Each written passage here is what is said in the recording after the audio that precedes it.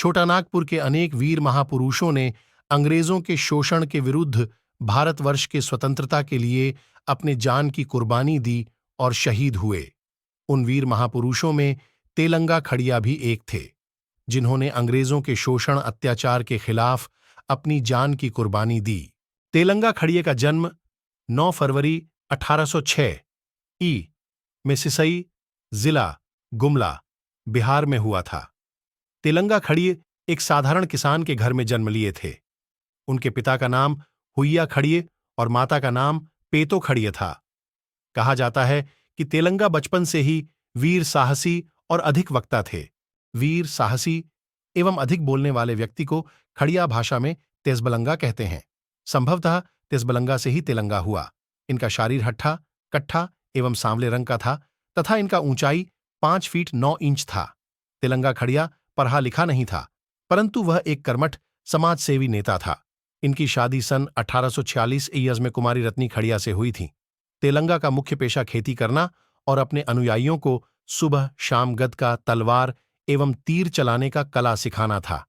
प्रत्येक कला सीखने एवं प्रशिक्षण कार्यक्रम प्रारंभ करने के पहले इस झंडा के पास पूरब मुंह करके सभी लोग गुरु, शिष्य घुटना टेक कर धरती माता, सरना माता, सूर्य भगवान, महादान देव एवं अपने अपने पूर्वजों का स्मरण कर पूजा एवं आराधना करते थे। सिसई का वह मैदान उन दिनों गदका, लाठी, तलवार एवं तीर चलाने के लिए चारों ओर से ग्रामीण युवक इस मैदान में इकट्ठा होते थे। तेलंगा के पिता ढूंइया खड़िया को छोटा नागपुर नागवंशी महाराजा द्वारा रातूगढ़ की ओर से ग्राम मुर्गू के लिए भंडारी नियुक्त किया गया था और वह ग्राम मुर्गू का पाहन भी था। भंडारी का कार्य मजियस जमीन के फसल को इकट्ठा कर एवं कराकर रातूगढ़ पहुंचाना था। अंग्रेजों के शोषण और अत्याचार से द्रवित हुए थे तेलंगा खड़िया। तेलंगा अपने पिता के साथ कभी कभी महाराज के दरबार में जाया करता था, जिसके कारण उसे सामाजिक कार्य का साधारण ज्ञान की जानकारी प्राप्त हुई थी। उन दिनों अर्थात सन 1840-50 ईस्वी में भारतवर्ष में अंग्रेजों का शासन था। अंग्रेज शासकों द्वारा इस क्षेत्र के लोगों से मनमानी कर वसूल करना आदि अत्याचार करने लगे थे। शोषण एवं अत्याचार से इस क्षेत्र की जनता उब चुकी थी, परंतु उन दिनों छोटा नागपुर के लोग ही नहीं, पूरे भारतवर्ष के लोगों में फूट थी, एकता नहीं था। अंग्रेजों की नीति थी, भारतीयों के बीच फूट डालो और शासन करो। अंग्रेजों के शोषण एवं अत्याचार को देखकर तेलंगा खड़िया सहन नहीं कर सका और अंग्रेजों के विरुद्ध लादाई करने के लिए तैयार हो गया। इस क्रम में तेलंगा खड़िया गांव जाकर एकता के लिए लोगों से संपर्क करने लगा और जगह जगह जुरी पंचायत गठन कर लोगों के बीच अंग्रेजों से लाड़ने के लिए बीज बोया। तेलंगा खड़िया छोटा नागपुर के पूर्वी एवं दक्षिणी इलाके के प्रत्येक गांव में जाकर सभी वर्गों के लोग एवं धर्मी के बीच समन्वय स्थापित किए। वे सत्यवादी, ईमानदार और साहसी थे। इनका मुख्य हथियार तलवार एवं 3 धनुष ही था। अंग्रेजों के राइफल और बंदूक की गोली को तेलंगा तलवार से ही रोक लेते हैं, मानो उसे ईश्वरीय वरदान था। जूरी पंचायत कायम करने के बाद तेलंगा के बहुत से अनुयायी हुए। इनके संगठनात्मक कार्य के बारे में अंग्रेज सरकार को पता चला तो तेलंगा को अंग्रेज सरकार द्वारा पकड़ने के लिए आदेश जारी किया। जब तेलंगा को इसकी जानकारी मिली तो वे घर से बाहर रहकर ही संगठन का कार्य करने लगे। तेलंगा कभी कभी घर आया करते थे, क्योंकि उन्हें इस बात का डर था कि अंग्रेज पुलिस ली तो उसे जेल जाना पड़ेगा और उनका सपना साकार नहीं हो पाएगा। तेलंगा के क्रियाकलापों के बारे में नहीं लिखे जाने का मुख्य कारण अंग्रेजों द्वारा प्रतिबंध लगाया जाना था। साथ ही साथ इस क्षेत्र के लोगों के बीच शिक्षा की कमी थी। फिर भी जनता उनके कार्यों को कैसे भूल सकती थी। उनकी जीवनी, क्रिया कलाप, ईमानदारी एवं साहस का परिचय उस समय के गीतों में मिलती है, जो अभी भी प्रचलित है। कुछ गीत इस प्रकार है जो खड़िया भाषा में है, जिसका हिंदी अनुवाद दिया गया। किधर से सूर्य की किरण जैसे निकला तेलंगा, सब आदमी का रक्षा किया तेलंगा। मुर्गू ग्राम से सूर्य की किरण जैसे निकला तेलंगा, सब आदमी का रक्षा किया तेलंगा। कहाँ से पूर्वज आए तेलंगा, महुआ गिरने वाला स्थान बैठे तेलंगा। पामीर से तिब्बत पहाड़, दिल्ली तेलंगा। दिल्ली से सरना स्थापित कर खेती किए तेलंगा। दिल्ली से पटना आए तेलंगा। पटना में पाट सरना स्थापित किए तेलंगा।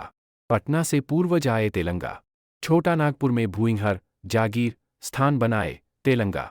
आदमी, गाय साथ आए, तेलंगा। छोटा नागपुर में महुआ खा रहे थे, तेलंगा। घना जंगल को काटकर, तेलंगा। महुआ पेड़ के पास रहे थे, तेलंगा। राजा जमींदार अंग्रेज के साथ लड़ाई किए, तेलंगा। इलाका का आदमी शांति से रहते थे, तेलंगा। अंग्रेज से रकम लेकर बोधन सिंह। तुमको शीशा गोली से मारा, तेलंगा। तुम्हारा शरीर मजबूत था उस समय, तेलंगा। मनुष्य जीव खुशी मनाते हैं, तेलंगा। सबके लिए काम किया, तेलंगा। आदमी जीव कभी नहीं भूलेंगे, तेलंगा। सबकी रक्षा के लिए जान दिया, तेलंगा। आदमी जीव कभी नहीं भूलेंगे, तेलंगा। तुम्हारा नाम, तेलंगा, दुनिया में मशहूर हो गया है। तुम्हारा नाम अमर रहेगा, तेलंगा। एक दिन जब तेलंगा ग्राम गुमला में लोगों के एकत्रित कर जूरी पंचायत का गठन कर रहा था, उसी समय अंग्रेज पुलिस द्वारा पकड़ लिया गया। इन्हें पकड़वाने का हाथ जमींदार दलालों का था। तेलंगा को पकड़कर कलकत्ता जेल भेज दिया गया। इसका प्रमाण अभी तक गीतों में पाया जाता है, जो निम्न प्रकार: कहाँ का राइज राजा, कहाँ का हीरा राजा, राजा झाई कालिकता तेलंगा का डेरा, जशपुर का राइज राजा, नागपुर का हीरा राजा, राजा भाई कालिकता तेलंगा का डेरा। शोध से पता चलता है कि तेलंगा खड़िया अपने कार्य क्षेत्र में जूरी पंचायत का गठन कर अनेक केंद्र बनाए थे। तेलंगा के साहसी एवं वीरता के कारण ही बहुत से गांव में उनके नाम से टांड, दोन एवं बाग बगीचा का नाम रखा गया, जैसे तेलंगा बगीचा। कलकत्ता जेल से छूटने के बाद तेलंगा अपना घर मुरगू आया। दूसरे दिन सुबह 6 बजे सिसई मैदान अखाड़ा गया। अखाड़ा पर तेलंगा के अनुयायी उपस्थित थे। तेलंगा खड़िया अपने नियमानुसार तीर, तलवार, गढ़कर एवं लाठी सिखाने के पहले झंडा के पास घुटना टेक एवं सिर झुकाकर धरती माता, सरना माता, सूर्य भगवान, महादान देव एवं अपने पूर्वजों का नाम लेकर प्रार्थना पूजा कर रहा था। उसी समय एक कुख्यात असामाजिक प्रवृत्ति का अंग्रेजों का दलाल बोधन सिंह, जो नजदीक के झाड़ी में छिपकर मौके की तलाश में था, बंदूक से गोली मार दिया।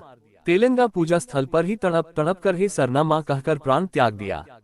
वह दिन 23 अप्रैल 1880 को हुई, परंतु अधिकतर लोगों का मानना है कि बोधन सिंह द्वारा तेलंगा खड़िया की हत्या 23 अप्रैल 1880 को की गई थी। तेलंगा खड़िया के शव को तुरंत उनके अनुयायी नजदीक के घनघोर जंगल होते हुए कोयल नदी पार कर ग्राम सोसो, नीमटोली के एक तांड में गाड़ दिए। इस तांड का नाम तेलंगा तोपा तांड के नाम से जाना जाता है।